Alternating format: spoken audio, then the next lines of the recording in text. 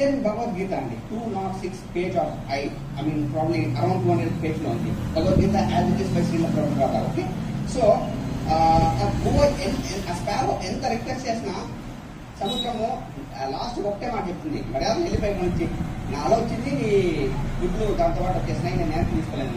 మీరు దీనికి కోపం వస్తుంది, చెప్తుంది నువ్వు నాకు నా బేబీస్ నా గుడ్లని ఇవ్వకపోతే నిన్ను ఎండ కొట్టి నేను తీసుకుంటాను.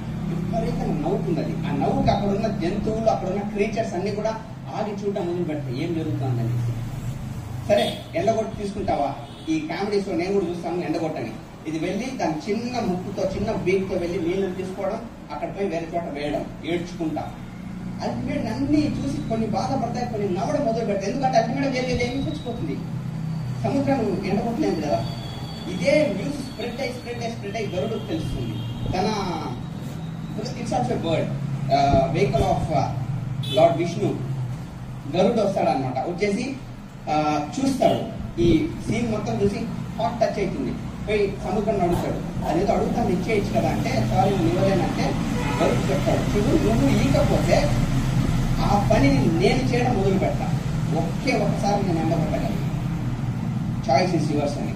సారీ స్వామి అనేసి గుడ్లు ఇచ్చేస్తుంది. కింద మొరలు రాస్తారనమాట, నీ బెస్ట్ ఫైట్ నువ్వు పెట్టు, పక్కన దేవుడు వచ్చి నీతో పాటు పోరాడతాడు.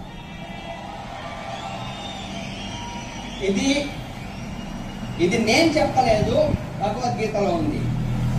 God told, are you putting your best fight? If you are putting your best fight, God is just there next to you, fighting for you with